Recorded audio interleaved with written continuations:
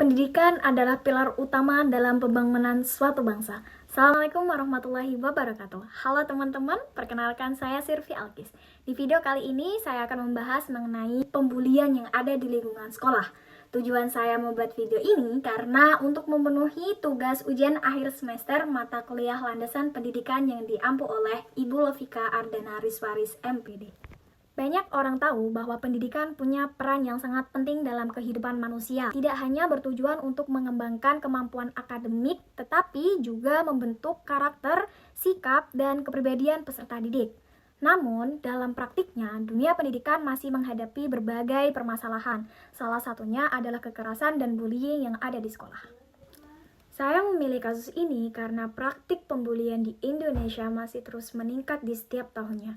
Bahkan sudah terjadi sejak usia sekolah dasar. Dalam kasus ini, beberapa siswa sering mengejek, memberi julukan, dan mengucilkan seorang teman yang mereka anggap berbeda, baik itu dari segi kemampuan belajar maupun kepribadian. Banyak orang yang bertanya, kemana peran guru? Kenapa masih ada pembulian? Dilihat dari sisi peran guru telah melaksanakan tugas pembelajaran sesuai dengan tanggung jawabnya. Namun, guru belum sepenuhnya menyadari adanya praktik bullying yang terjadi di dalam kelas. Kalau dari karakter peserta didik, anak sekolah usia dasar masih berada pada tahap perkembangan emosional dan sosial. Pada tahap ini, anak di usia segitu masih belum bisa mengendalikan perilaku dan emosi mereka.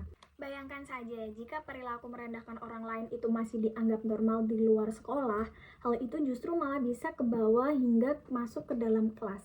Sementara itu, dalam situasi kelas memang terlihat kondusif secara pembelajaran, tetapi secara sosial terdapat masalah karena budaya mengejek masih mereka anggap sebagai candaan. Nah, sekarang saya mau menganalisis kasus ini berdasarkan 4 landasan pendidikan. Yang pertama, landasan filosofis. Secara filosofis, pendidikan memang bertujuan untuk memanusiakan manusia dengan menjadikan manusia secara utuh, yang bukan hanya cerdas secara intelektual, tetapi juga harus memiliki sikap, moral, dan nilai kemanusiaan yang sangat tinggi. Dalam kasus bullying ini, nilai kemanusiaan memang belum sepenuhnya diterapkan, karena masih ada peserta didik yang direndahkan melalui ejekan dan pengucilan. Padahal menurut Tilaar, pendidikan itu menjadi tempat sarana pembentukan manusia yang berkarakter dan beretika.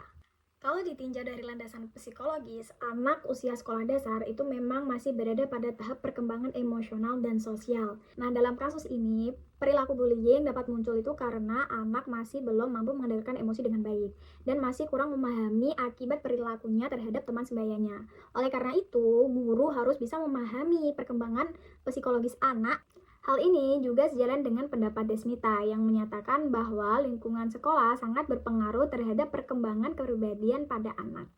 Kalau dari landasan sosiologis, sekolah merupakan lingkungan sosial tempat berlangsungnya proses bersosialisasi nilai dan norma. Menurut Damsar dan Indrayani, sekolah berperan sebagai institusi sosial yang membentuk pola pikir interaksi dan perilaku peserta didik. Nah, dalam kasus ini, perilaku bullying menunjukkan bahwa adanya interaksi sosial yang tidak sehat. Budaya saling mengejek yang dianggap wajar menunjukkan bahwa nilai toleransi dan saling menghormati itu belum tertanam secara baik. Oke, ditinjau dari landasan juridis, tindakan bullying bertentangan dengan peraturan perundang-undangan yang berlaku. Dalam Undang-Undang Nomor 20 Tahun 2003 tentang Sistem Pendidikan Nasional, ditegaskan bahwa pendidikan harus diselenggarakan secara manusiawi dan menghormati hak peserta didik. Selain itu, Permendikbud Nomor 82 Tahun 2025 menegaskan bahwa satuan pendidikan wajib mencegah dan menangani segala bentuk kekerasan di lingkungan sekolah. Saya sebagai mahasiswa calon guru, persoalan pembulian di lingkungan sekolah menjadi realitas yang tidak dapat diabaikan. Sekolah yang seharusnya menjadi tempat aman dan nyaman untuk belajar, pada kenyataannya masih menyimpan berbagai bentuk pembulian, baik itu secara verbal, sosial, maupun psikologis. Hal ini menyadarkan bahwa tugas guru tidak hanya sebatas mentransfer ilmu pengetahuan, tetapi juga memiliki tanggung jawab besar dalam membentuk karakter dan melindungi peserta didik.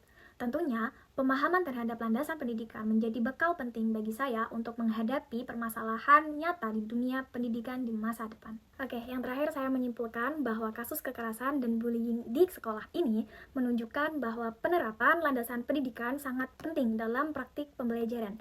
Melalui pemahaman landasan filosofis, psikologis, sosiologis, dan yuridis, guru dapat menciptakan pembelajaran yang tidak hanya berorientasi pada akademik, tetapi juga menghargai nilai kemanusiaan dan perkembangan anak secara menyeluruh. Terima kasih.